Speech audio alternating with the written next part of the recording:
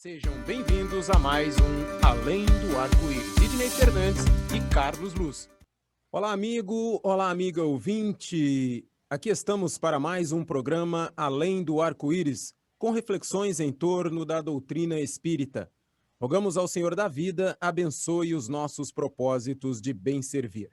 Muito prazer, eu sou o Theo Oliveira e hoje estaremos apresentando questões sobre o Espiritismo, procurando tirar dúvidas dos ouvintes, dando respostas às perguntas levantadas que constam de nossos e-mails. Se você tem alguma sugestão ou pergunta para o nosso programa, escreva seu e-mail para carloseduluz@uol.com.br, carloseduluz@uol.com.br. E mais uma vez no programa de hoje, felizes recebemos os nossos amigos para esse programa de perguntas e respostas, Sidney Fernandes e Carlos Luz. Sejam bem-vindos. Amigos ouvintes, Theo, Sidney, vamos fazer então o nosso chamado Pinga-Fogo, em que os ouvintes nos enviaram questões que serão respondidas pelo Sidney Fernandes. Sidney, uma vultos e também vendo um homem de branco dizendo que tem ratos entre os brinquedos. Carlos, vamos dar uma paradinha que deu uma falhada no seu microfone. Você vai ter que voltar aí. Começa de novo assumindo aí. Uma parada aqui, uma pausa. Não seria bom começar de novo, Theo? Acho que dá para fazer só a parte do Carlos, né? Então, peraí. Então, deixa eu voltar lá. Carlos, então vamos lá. A hora que o Theo passa para você e você começa a falar. Eu vou agora fazer a contagem regressiva para você, Carlos. 4, 3, 2, agora, Carlos. Sidney, temos aqui questões levantadas pelos ouvintes e um deles nos pergunta: uma criança de 6 anos vendo vultos e também vendo um homem de branco dizendo que tem ratos entre os brinquedos, isso pode ser algo espiritual, Sidney? Sabe, Carlos, a criança até os 7 anos de idade, ela está ainda completando o seu período de adaptação à nova encarnação. É muito comum que crianças tenham amigos imaginários, vejam espíritos, e é natural que a criança tenha algumas visões. Não como essas que você está dizendo, em que ela se sente desconfortável com algum inseto ou algum animal junto dos seus brinquedos. Então eu entendo que pode ser tanto a visão,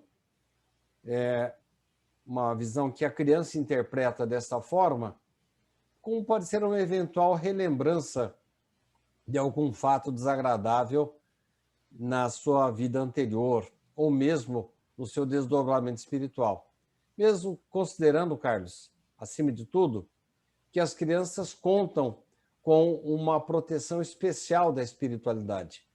Nós vemos, por exemplo, no livro Missionários da Luz, em que um espírito assume a condição de protetor espiritual de uma criança, e, se não me engano, o nome do personagem era Segismundo, e esse espírito assume a posição de protetor espiritual e ia ficar ao lado dessa criança até os 7 anos.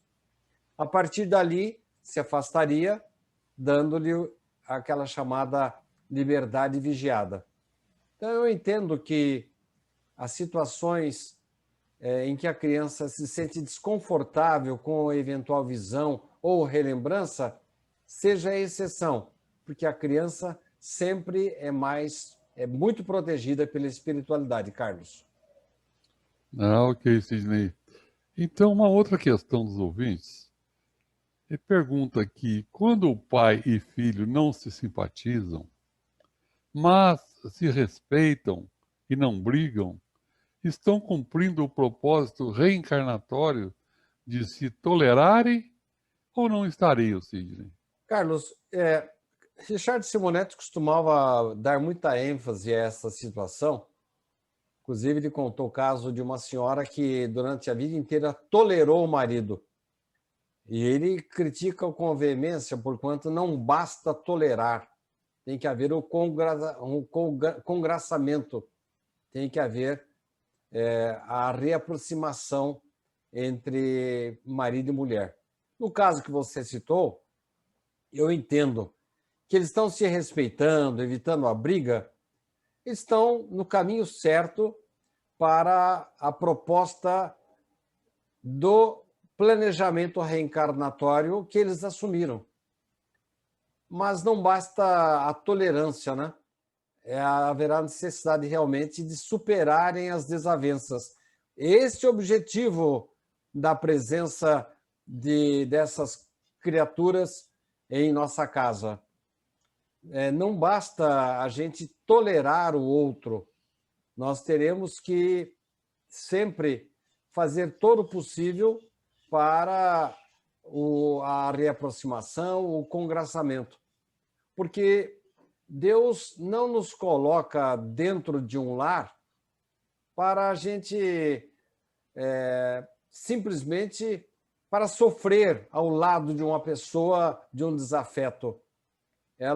Ele nos coloca para que a gente supere os problemas do passado, supere as dificuldades e possa voltar para a espiritualidade com menos antipatia, menos aversão, superando os problemas do passado. Então, não basta só a tolerância, né, Carlos? E confirmando essas suas palavras, a gente tem experiência em reunião mediúnica, e muitas vezes, numa reunião mediúnica, nós temos espíritos que sentem uma aversão muito grande um pelo outro, porque aconteceu em vidas passadas, existia um amor muito grande entre eles. E por algum engano, por alguma situação, ele imagina que foi traído. E, na verdade, não foi. Então, ele guarda um rancor da outra vida dessa pessoa, imaginando que aquela pessoa traiu aquele grande amor que ela tinha. Aí, o que acontece? Reencarnam juntos, e o objetivo da reencarnação é, como você disse, é de que eles criem uma afinidade, ou seja, retomem aquele amor anterior, superem aquela situação, aquele engano que aconteceu. Então, se isso não acontecer, se não houver esse entendimento, transformar essa relação de dificuldade em uma relação de amor, ou seja, amai os vossos inimigos, realmente o retorno deles ao plano espiritual vai ser uma situação mais complicada, né? Agora, outra questão que tem, Sidney, por que uma pessoa a quem a gente se doa tanto, faz tudo o que pode e o que não pode por ela, e essa mesma pessoa nunca enxerga o bem que você faz e é a primeira a te fazer o mal, a te julgar, mantendo por dias e dias uma mágoa provocada por uma única falha que você cometeu, sem ter tido intenção de fazer mal a essa pessoa?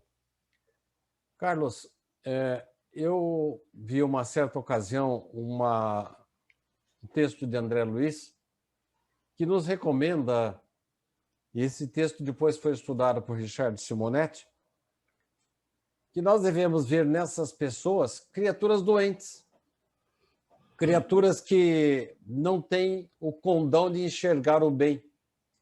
Parece que são pessoas vesgas ou usam lentes escuras, só vem a parte negativa, a parte ruim da vida. Eu entendo que a gente está ali ao lado dessa criatura, provavelmente porque nós temos condição melhor de ver a vida, de perdoar, de ser mais tolerante, de resignar-se àquela doença psicológica e espiritual que a outra pessoa tem. Agora, eu entendo também, Carlos, que ninguém é obrigado a ficar ao lado de uma pessoa irascível durante toda a encarnação. Se você faz de tudo por essa criatura e essa pessoa não reconhece, não melhora, não se acerta, não se ajuda, às vezes o afastamento pode fazer com que a pessoa desperte e se melhore. Porque, inclusive, é um direito que você tem de se preservar, de se defender de coisas que outras pessoas fazem contra você, não obstante você ajudá-las. É um direito que você tem de se manter à distância. Agora, se você faz de tudo para ajudar a pessoa, se afasta e de repente ela reconhece que tem que mudar, tem que ser melhor, é um estímulo para você continuar ajudando, prosseguir com a sua jornada. Agora, se chega um momento em que essa criatura recusa-se a ver o melhor, a se melhorar, ninguém é obrigado a ficar ao lado de alguém que não quer se ajudar. Mas eu entendo que, nesse caso citado por você, há um compromisso de alguém mais lúcido, com melhores condições de doar. E aí eu me lembro de Alcione, no livro Renúncia, que conseguia ver o melhor das pessoas, mesmo as pessoas assim mais intolerantes, odientas ou até agressivas. Sidney, será que um dia não haverá mais dor, sofrimentos, pessoas fazendo mal, ganância e um querendo ser melhor que o outro? Será que um dia vai existir um mundo assim maravilhoso? Nos pergunta o ouvinte. Sem dúvida, Carlos. Nós estamos caminhando para isso. E se nós formos comparar as pessoas, a evolução das pessoas no transcorrer dos séculos, nós vemos que hoje o mundo está muito melhor. E notamos que hoje há maior tolerância, há inclusive uma intolerância em relação ao preconceito, pessoas que humilham as mais pobres, ou pela cor da pele, ou pela sua origem. O mundo está melhor. O mundo já tem menos dores. Ah, mas ainda a situação não está boa. Nós estamos caminhando para isso. O fato de termos passado por uma pandemia significa que nós não estamos ainda bem. Significa que nós ainda temos que melhorar. A humanidade ainda está doente. E eu entendo que, com o passar do tempo, essas dores vão nos estimulando a desbastar as arestas. É o caminho, Carlos. Um dia, sim, eu respondo positivamente. Vai existir um mundo melhor. Bom, mas e se remanescerem aqueles que querem permanecer no mal? Nós já tivemos, tanto da parte de Jesus, como da parte de Allan Kardec nas obras básicas, e do próprio André Luiz, notícias de que gradativamente algumas pessoas serão retiradas do nosso convívio. Elas serão colocadas no mundo em que elas vão ser convidadas a uma reflexão maior. Um mundo não tão bom quanto a Terra, embora estejamos ainda no mundo de expiações e provas. Mas estamos caminhando, Carlos, e nós não podemos só nos arvorarmos em criaturas melhores que as outras. Temos que ver, acima de tudo, os nossos defeitos. Será que esse que está provocando esse mal não somos nós mesmos? Então, essa reflexão acho bastante oportuna, viu, Carlos? Muito boa resposta sua, Sidney. Uma outra questão. Tenho uma sobrinha recém-nascida e minha cunhada viu um vulto sobre ela. Ela está com muito medo. Qual seria a explicação desta presença? Na verdade, Carlos, nós temos os nossos protetores espirituais. E às vezes são criaturas não muito elevadas, são às vezes parentes do nosso mesmo nível. E acontece às vezes de a gente assustar com a presença delas. Mas isso é uma questão de tempo, porque como a gente percebe que a intenção do Espírito é nos ajudar, nos auxiliar, nós vamos nos acostumando com a presença dele. E é bom considerar também que até os 7 anos de idade, até o limiar da puberdade, a criança ou adolescente tem assim uma facilidade maior para ver espíritos à sua volta. Mas depois isso passa, a não ser que sejam médiuns assim destinados, criaturas com uma sensibilidade maior para exercer a mediunidade. Então são situações que têm que ser analisadas caso a caso. Outra questão. Se puder, fale sobre as pessoas que morrem de balas perdidas, incluindo muitas crianças. E o ouvinte pergunta, isso é resgate kármico? Sabe, é uma questão em relação à qual eu tinha uma certa divergência com o Richard. Richard achava que, pelo fato de estarmos no número de expiações e provas, isso por si só já justificaria que nós estivéssemos sujeitos ou a um acidente, ou a um incêndio, ou a uma bala perdida. Eu não digo que isso não seja que isso seja impossível, mas considerando que nós só recebemos aquilo que semeamos, é bem provável que cada um de nós traga em nosso organismo perispiritual situações assim que poderíamos chamar de pontos cinzentos que podem atrair situações difíceis. Eu conto sempre uma história pela qual passei com o Richard Simonetti, quando estávamos no Rio de Janeiro, e eu estava levando com o meu veículo para um centro, e eu tive a intuição de não seguir o GPS e cortar caminho.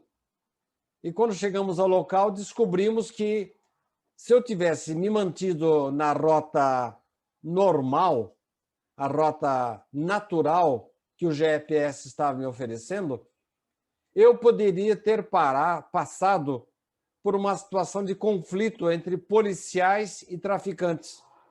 Acontece que eu levava comigo uma carga preciosa, que era o Richard, e o mentor dele e o meu falou, melhor você desviar o caminho.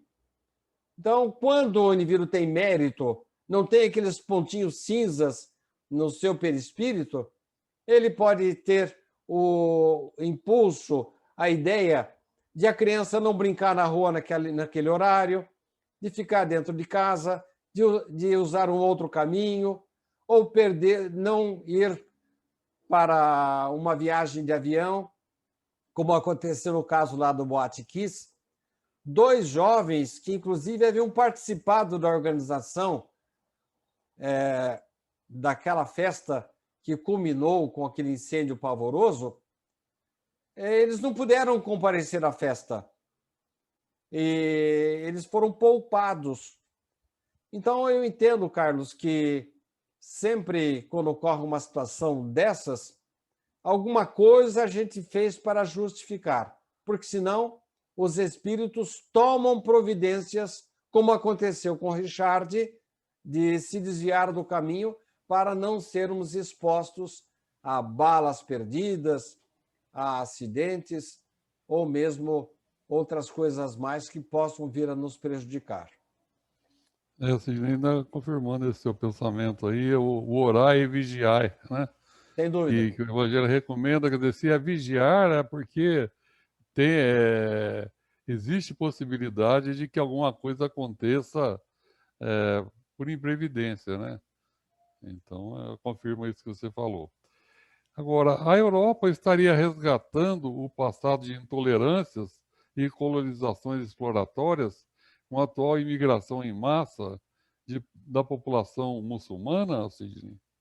Eu não digo que seja resgatando o passado, porque a obrigação de solidariedade, da empatia em relação ao semelhante, está presente em todas as pessoas, em todas as nacionalidades. Agora, sem dúvida, existe um passado kármico da Europa, principalmente no final do século XIX, começo do século XX, quando os europeus avançaram sobre a África e acabaram por criar muitos problemas, matar muita gente. Há um caso, por exemplo, há uma situação da Bélgica em relação ao Congo, em que eles facilitaram que um aproveitador explorasse marfim e diamante lá do Congo, e se o indivíduo não cumpria com a sua cota, ele tinha o braço cortado. Nós vemos até hoje pessoas mutiladas porque esse país permitiu que esse tirano fizesse essas coisas. Você sabe, né, Carlos, quando fazemos um mal para alguém, mais cedo ou mais tarde, nós temos que reconhecer esse mal, temos que nos arrepender dele e temos que repará-lo. Então, pode ser, sim, que a Europa... Eu vivi uns tempos na Itália e eu olhava assim para o Mediterrâneo, do lado de lá estava a dor, a desgraça, estava o analfabetismo, a doença. Do lado de cá, a bela Europa, a florescente Europa. Então, eu entendo que todos nós temos obrigação de estender a mão àquele que está numa situação pior do que a nossa. É isso mesmo, Sidney. Noutra questão aqui, a pergunta do ouvinte: minha sobrinha foi morta com facadas e sonho com ela frequentemente. E a ouvinte pergunta: o que seria? Primeiro, a saudade, né? Depois, a pessoa fica impressionada. Depois pode realmente a pessoa desdobrar-se e encontrar-se com a desencarnada. Mas eu entendo que orando por ela, entendendo o erro cometido, que essas coisas poderão ser superadas com o tempo, Carlos. Sidney, estamos chegando já ao fim do nosso programa. Ficaria aí com você aí as palavras aí encerrando. Perfeito, Carlos. Bem, duas questões que poderiam ser feitas por você em relação ao centro espírita, né? Quando falamos que, às vezes, um espírito se manifesta, às vezes, várias vezes no centro pelo mesmo médium. Essa é uma questão que você não está podendo realizar agora pela premência do tempo. Mas eu digo que, às vezes, o espírito precisa se encaixar, se aproximar daqueles cujos fluidos são mais próximos. E a última pergunta, Carlos, que eu estou já fazendo e respondendo de uma vez, é quantas vezes o espírito pode reencarnar? Depende realmente das suas necessidades evolutivas, né, Carlos? Depende realmente de quantas vezes nós precisaremos passar neste planeta ou em outros planetas pela situação que vai exigir de nós a reflexão e o nosso progresso. Bem, Carlos, eu agradeço muito as perguntas que você elaborou. É sempre bom fazer justiça, dar o crédito a você pela redação do programa. Esse programa que foi criado por Richard Simonetti, eu, você e o Theo estamos mantendo tanto em homenagem a Richard, como para atender a necessidade de o espírita, de as pessoas terem acesso à veiculação, ao conhecimento da doutrina espírita. Muito obrigado, Carlos. Obrigado, Theo. Obrigado aos ouvintes. Retornam você agora, Theo, para o encerramento. Obrigado, Sidney. Obrigado, Carlos. Obrigado você que nos acompanhou em mais um programa Além do Arco-Íris, nesse programa Pinga Fogo. E nós pedimos que a paz de Jesus, o amor infinito de Deus e a sintonia com os bons espíritos estejam sempre conosco e que possamos, na próxima semana, estarmos juntos para mais um programa Além do Arco-Íris. Fiquem com Deus e até lá. Sejam bem-vindos a mais um Além do Arco-Íris. Sidney Fernandes e Carlos Luz.